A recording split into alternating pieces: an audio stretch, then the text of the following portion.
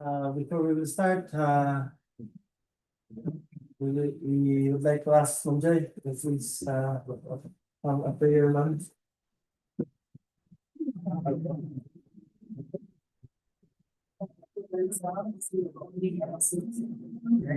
Almighty God, we thank you for this opportunity to gather today.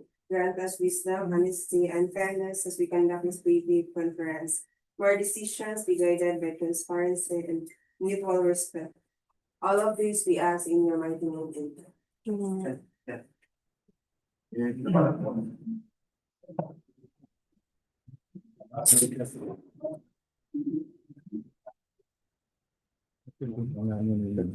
Appendix A, sir. Dali ay, palo sa kanan natin. Again, good morning everyone. Welcome to our scheduled video conference for contract ID. KM 083 to 85. Three projects. So Gusto to ko begin, tulikan ka, sir, mo ang I'd like the appendix. to ask Sir David to please acknowledge the attendance of our back members. If you forum really. Good morning, everyone. Good morning. Present of presence of our back members. Person for today. For our back chairman. Back vice chairman. Attorney Alvin Arquinto. Present, sir. Back regular member. Engineer Olumudin Unsaka. Present. Back provisional member. Engineer Muhammad Ufin Umanan. Present, sir. Back provisional member. Engineer City Isaac Ibrahim. Present, sir. Mr. Chair, the item of endorsement. Okay, thank you, Sir Nib. Since all of the back members are present today, I declare this leave conference of Toro. Please acknowledge also the attendance of our back secretariat, back PWHs, and of course, they are really participating contractors and observers. Please go ahead, sir. For back secretariat. Back secretariat head, Engineer Luigi Picasa. Back secretariat member, Donato P. Luzon Jr. Present, sir. Engineer Titinor Paisa Maulani. Present, sir. Sir Benji Lora. Present, sir. Ma'am Malu Cristina C. Entofesto. Present, sir. Ma'am Tahara E. Ramos. Present, sir. Ma'am Marilo Arlasquete. Ma'am Flor A. Garcia. Ma'am Giselle Cunabal. Present, sir. Sir George Elisita. Present, sir. Ma'am Amy J. Opastil. Present, sir. And Ma'am Zene C. Talino. Present, sir. Your back PWG head. Ma'am Lamisia Pangyo. Present. Back PWG member. Engineer Muhammad Salikar Rumpak. Engineer Jamira Itantaw. Engineer Martin T. Bansara. Present, sir. Engineer Mujahidi Diaz. Present. And Sir Muammar T. Present, sir. That is all you said.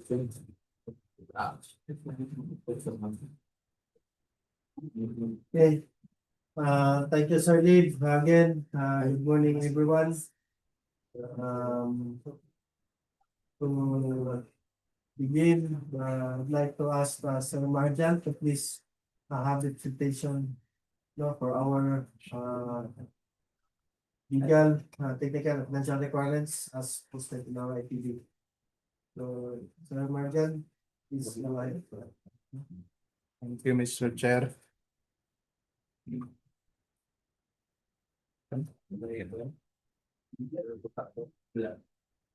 For the eligibility requirements, Class A documents, legal documents, registration certificate from SEC for corporation, TTI for sole proprietorship, or Cooperative Development Authority for cooperatives, valid and current mayor's or business permit from place of business, tax clearance per EO 398 series of 2025 as finally reviewed and approved by the BIR.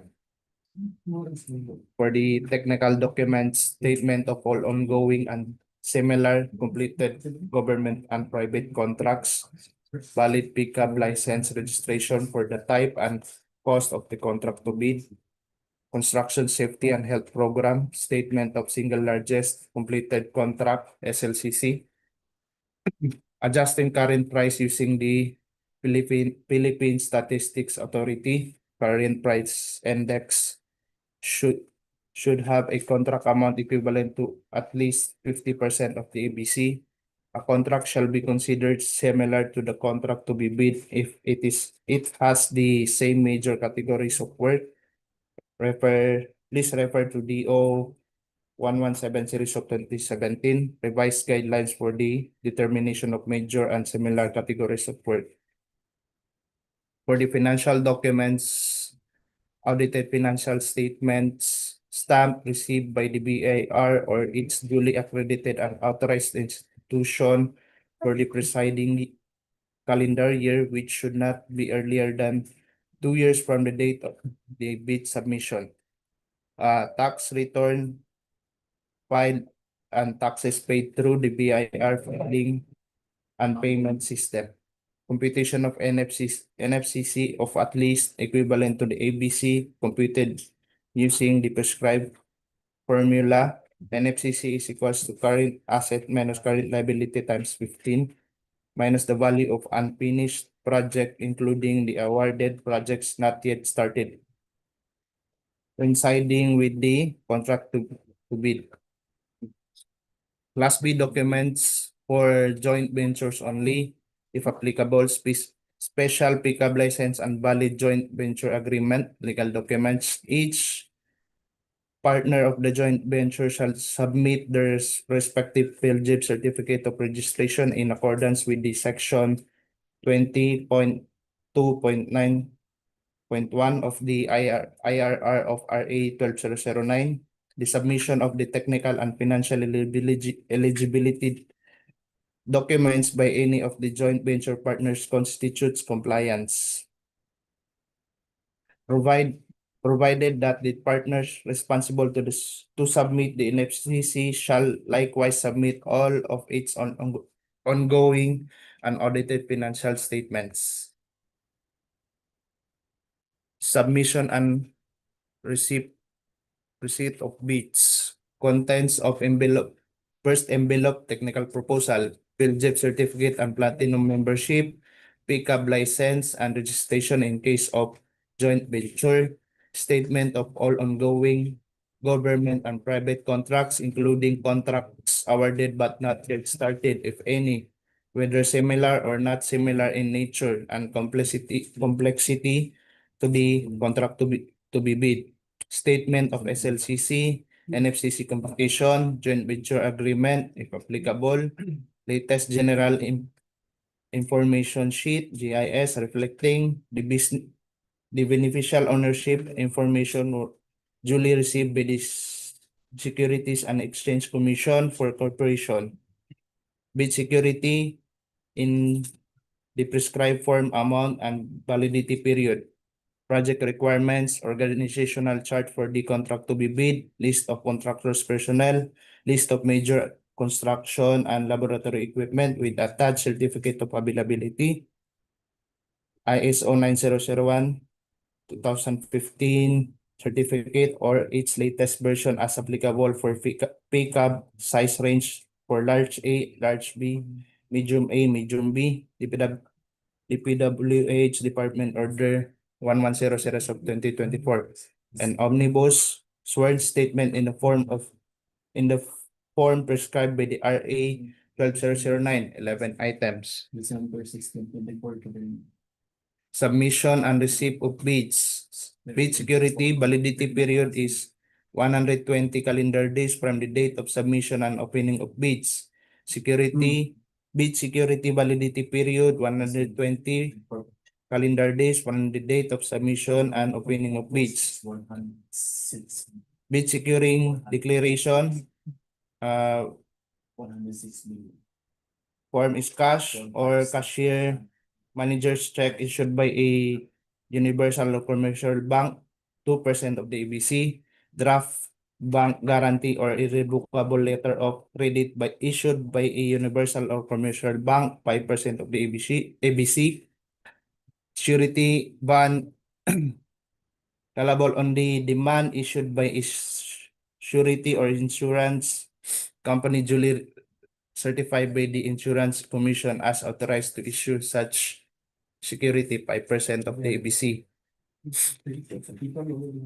Contents of the second envelope, financial proposal, we have financial bid form, must be in accordance with the prescribed form, duly signed bid prices in the bill of quantities, cash flow by quarter and payment schedule, duly signed detailed estimate including a summary sheet indicating the unit prices of construction materials, labor rates, and equipment rental used in upcoming with the bid.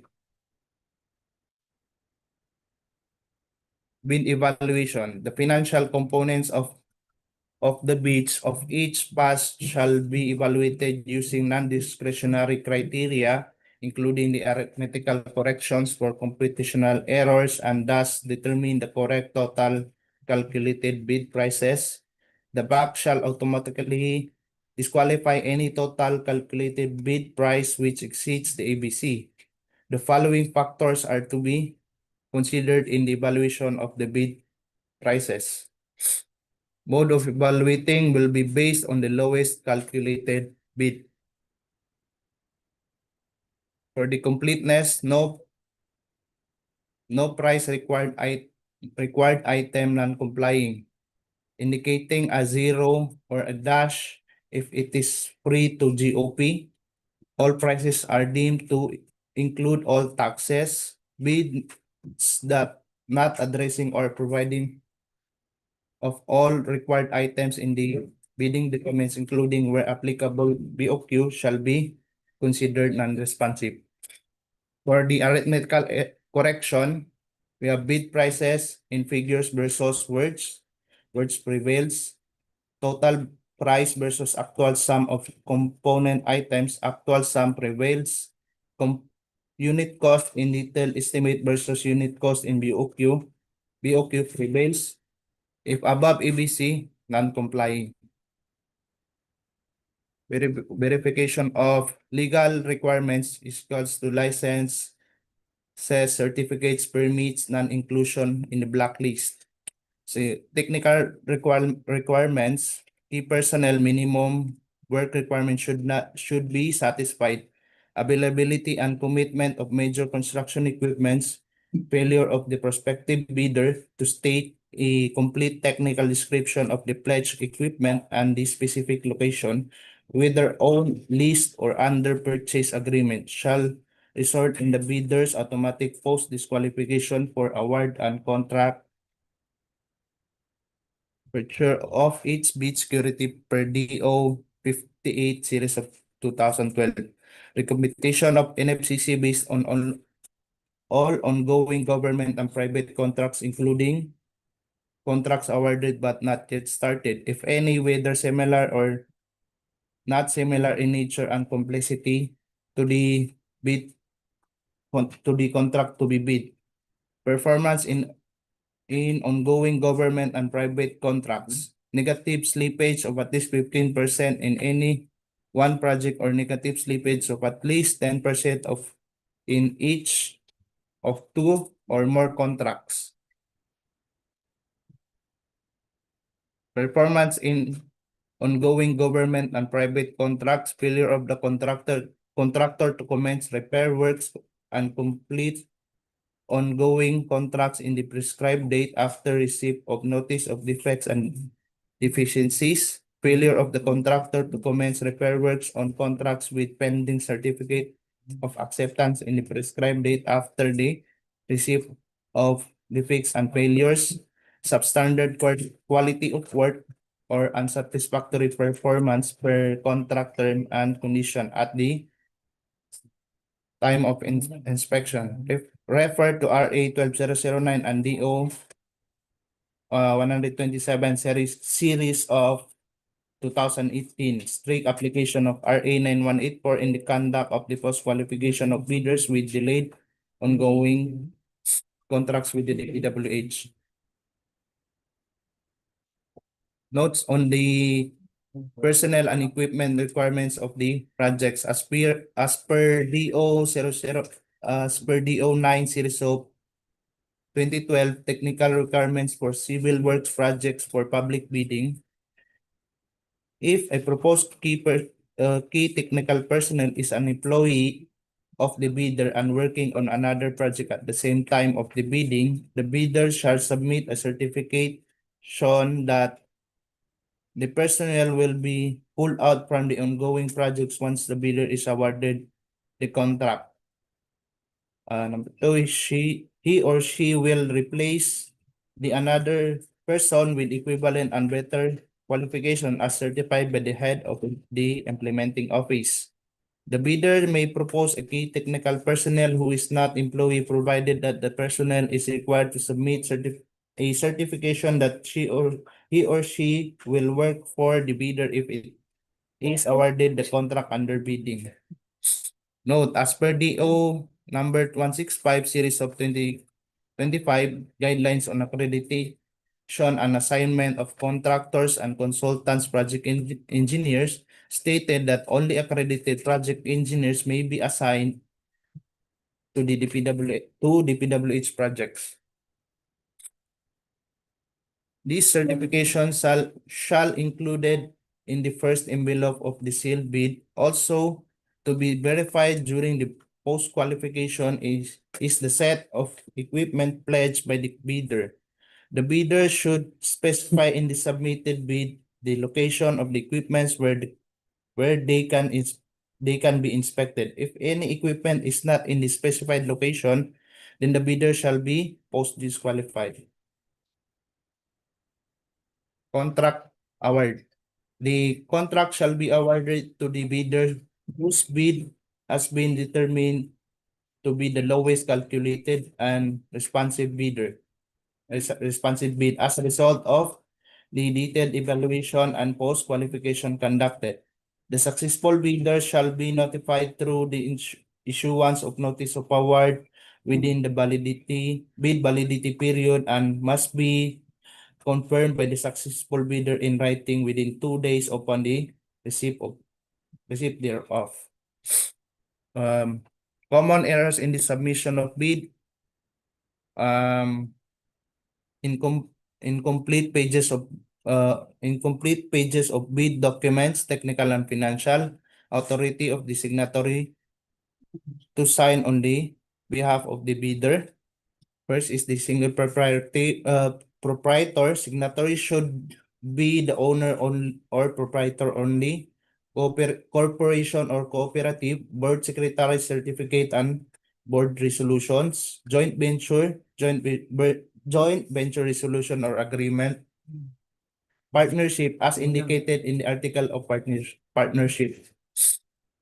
Reminders, the deadline of submission of bids is on July 30, 2026 at 10 a.m. Bid submission may be done manually or electronically or online. However, the bidders should only select one mode of submission, either manual or electronic. Philippine bidding documents, new bid form, omnibus sworn statement, and bid securing declaration. Note, follow the latest NGPA standard form as uploaded in the GPPB. Number of copies of bid proposal, 1 original copy and 2 certified true copy of each bid using A4 size bond paper and side bounded. If the deadline falls on non-working days, legal holiday or special non-working days, the deadline shall be the next working day unless otherwise stated in the bid bulletin, if any. Place of submission of bids, DPWH Iligan City DEO, especially in the conference room. Contractors must observe in the bidding documents the following: pagination, site tabbing, and label according to the checklist, table of contents that will harmonize the pagination and site tabbing, compliance with the attached checklist. All prospective bidders are strictly obligated to fully and truthfully disclose all ongoing and awarded but not yet started contracts, DPWH, other government or private contracts by submitting the duly accomplished statement. The failure to submit or declare relevant contract constitutes a direct grounds for disqualification and imposition of appropriate sanction. All prospective bidders are encouraged to conduct a site inspection and take JOTAG photos together with the planning and design personnel. That's all, Mr. Chair. Okay, thank you, Sir Marjan. Any corrections or clarifications? Mr. Chair. None, then we'll proceed with the presentations of the three projects in regards to the scope report and other information for the three projects to be presented by Engineer Dia. Thank you, Mr. Chair. Okay, go ahead. Good morning, everyone. So, overview, the three projects, 20 km 0083, rehabilitation, reconstruction of roads with slip slopes, collapse, and landslide along Overton Abaga Boundary Road, K1531 plus 8832, K1531 plus 964, and K1535 plus 377 to K1535 plus 421. Next is 26 km 0084, construction of multi-purpose building at Miguel Obach, MS, Barangay Ubaldolaya, Iligan City, Lanao del Norte. 26 km 0085, rehabilitation of multi-purpose building, Barangay Bagong Silang, Iligan City, Lanao del Norte. 26 km 0083, rehabilitation, reconstruction of roads with slips, slopes, collapse, and landslide along Overton Abaga Boundary Road, 1531 plus 883 to 1531 plus 964, 1535 plus 377 to 1535 plus 421. This is the geotag photo of the beginning of the first section. Geotag photo of the end of first section.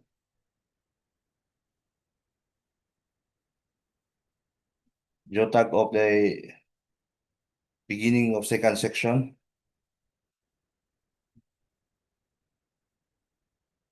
Geotag photo of end of second section.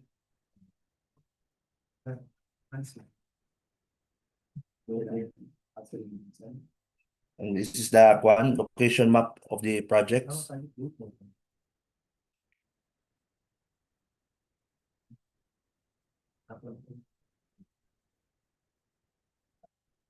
For the project descriptions, rehabilitation and reconstruction of roads, 1,000 square meter, with a duration of 223 calendar days. And facilities for under the project description, facilities for the engineer, other general requirements, earthworks, sub-base and base course works, surface course works, bridge construction works, drainage and slope protection structures, and miscellaneous works. For the scope of works, Part A is facilities for the engineer, Part B is the other general requirements, as shown in the screen.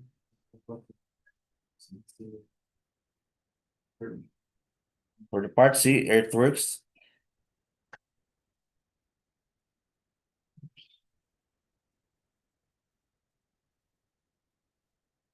And Part D, sub-base and base course. Part E, surface course, and Part F, the bridge construction. Yes.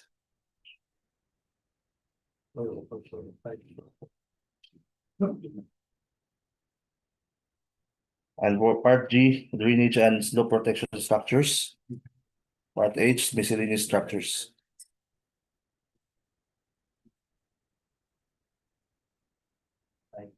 For the minimum equipment requirements, one backhoe, 2 dump truck all models, 1 chainsaw, 1 bulldozer, 1 payloader, 1 dump truck all models, 1 plate compactor, 1 water truck, pump all models, 1 motor grade road grader, 1 vibratory roller, 1 water truck, 4 transit mixer, 2 concrete vibrator, 1 concrete batching plant, and 1 concrete spreader. 1 water truck pump all models, 1 concrete saw, bar cutter 25 mm maximum rebar, joint sealer machine, 1 bagger mixer, 1 water truck, 1 balik. The approved budget for the contract is 18,216,240.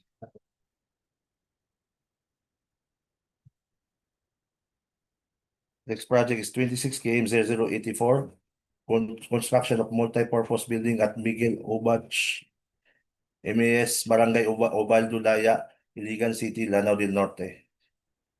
Location of the contract is Iligan City, and this is the geotag photo of the project.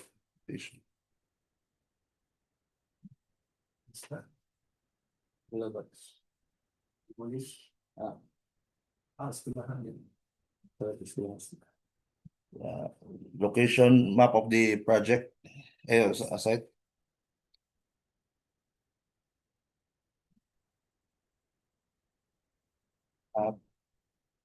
Perspective view of the project.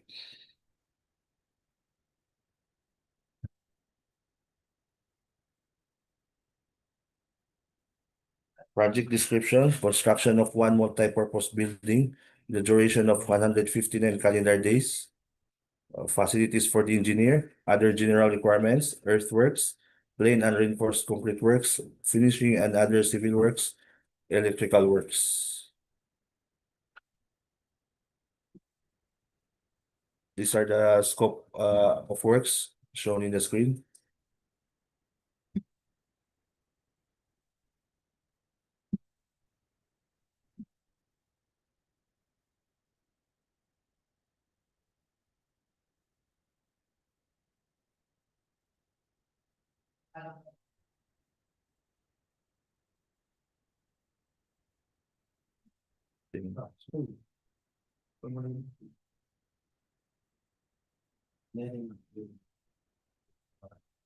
These are the minimum equipment requirements for the project shown in the screen.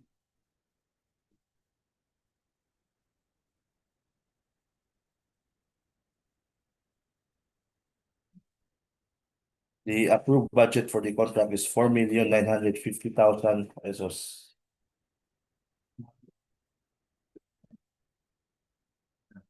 Next project is 26 km 0085, rehabilitation of multi-purpose building, Barangay Bagong Silang, Iligan City, Lanao del Norte. The geotag photo of the project.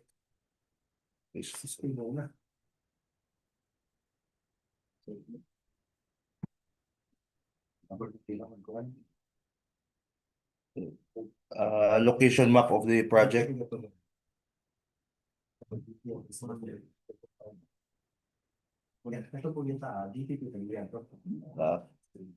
Perspective view of the project.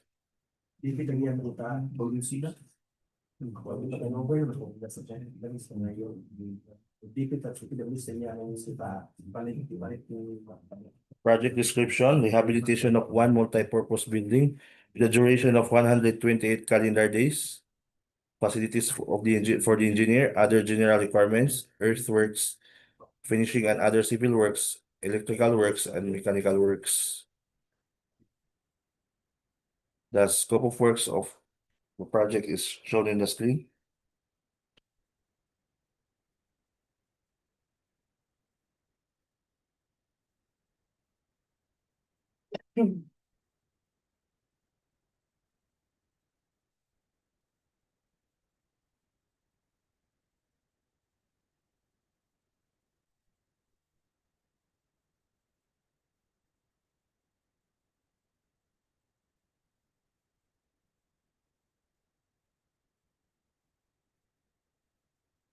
The minimum equipment requirements for the project is shown in the screen.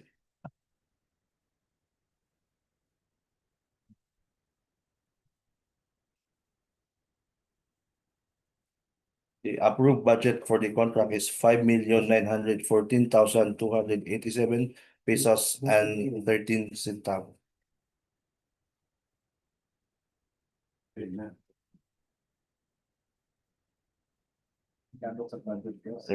Reminders, please be advised to watch out for possible bid bulletin. That will be all, Mr. Chair. Okay, thank you, Sir. Yeah. Any additional information, clarification? Back members? Again, as posted, reminders, please be advised to watch out for possible good stuff. And our scheduled opening of bids will be on July 30, 2026 at 10 AM. So if possible, sa yung palit no? So that by exactly 10 AM or 10:01 we can start our opening. Okay? So wala na. None, then we'd like to move for the adjournment of this meeting. I move to adjourn this pre-bid conference, Mr. Chair. And second, Mr. Chair. Okay, has been moved by Attorney Quinto, as seconded by Mr. Manan. Then I declare this pre-bid conference adjourned. Okay, thank you. Thank you.